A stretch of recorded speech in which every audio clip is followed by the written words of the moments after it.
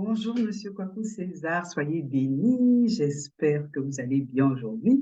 J'ai vu que vous étiez impatient. Je ne vous ai pas oublié. Je vous ai promis, on ira jusqu'au bout de cette formation par la grâce de Dieu. Alors, sans plus tarder, on va prier. Seigneur, dans le nom de Jésus, je te dis merci pour cette nouvelle opportunité que tu nous donnes d'être dans ta présence, Monsieur Kwaku César et moi. Je sais, Seigneur, que tu veux faire quelque chose dans nos vies respectives, surtout dans la vie de Monsieur Kwaku, si tu as permis que l'on se rencontre. Ô Seigneur, dispose nos cœurs afin que l'on reçoive ta parole et que l'on puisse avoir la révélation de ce que tu veux nous dire aujourd'hui. Au nom de Jésus, j'ai prié. Amen. Donc, Monsieur Kwaku, aujourd'hui, vraiment, c'est le verset que le Seigneur avait mis à cœur pour vous la dernière fois. J'ai dit, c'est le chapitre de Luc 16, verset 12 que je vais lire ici.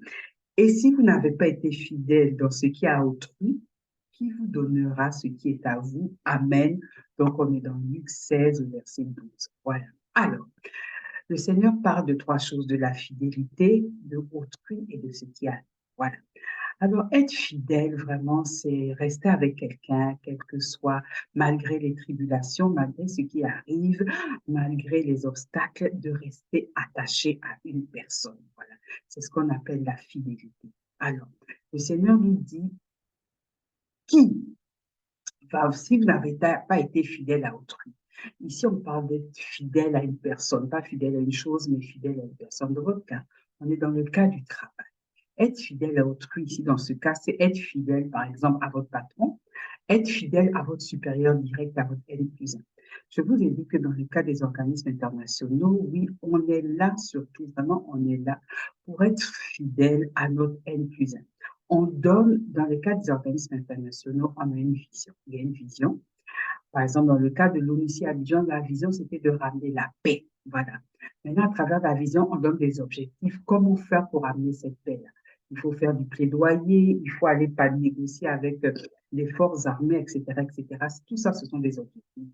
Et vous, en tant que subordonné, vous devez être fidèle à votre N plus 1, à qui on a donné un objectif, par exemple, faire du plaidoyer. Vous devez vous assurer qu'il puisse faire ce plaidoyer-là sans être dérangé, qu'il puisse faire ce plaidoyer dans la sérénité, qu'il ait tous les moyens pour réussir les objectifs qu'on lui a donnés.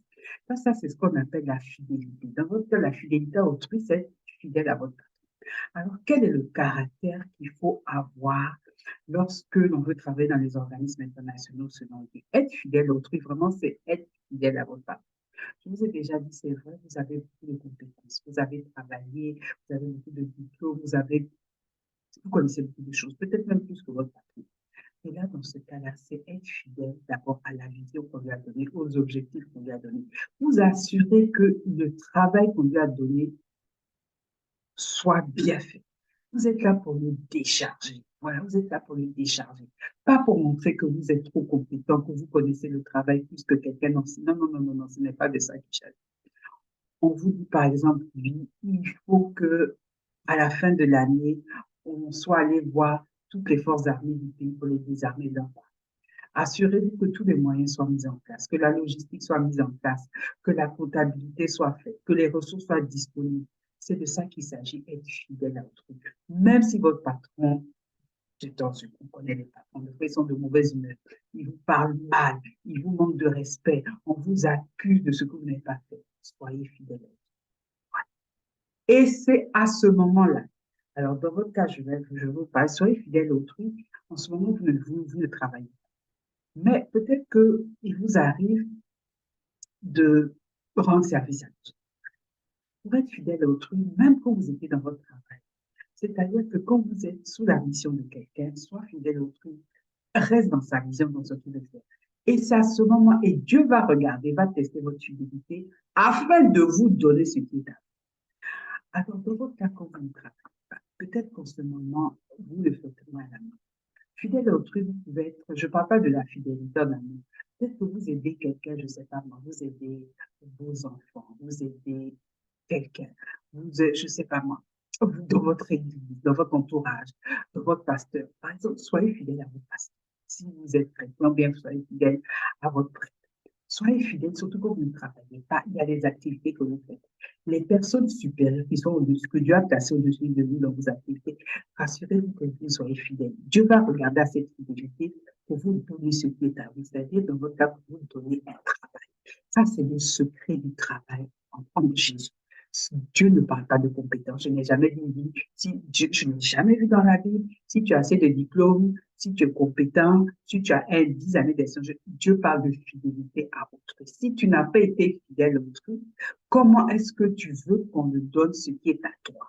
Pour avoir ce qui est à toi, pour avoir le travail que tu cherches, pour avoir le travail des organismes internationaux, tu vas tester ta fidélité de celui qui est placé au-dessus de toi. Et c'est à ce moment-là que Dieu va regarder à ton cœur, tester ta fidélité, tester lorsqu'on va t'insulter, qu'on va te traiter de tous les noms, qu'on va te traiter de moins de rien, tu vas rester accroché à la personne.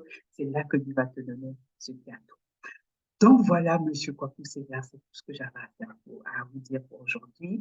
J'espère que vous allez méditer sur cette parole et qu'on pourra en discuter librement lundi.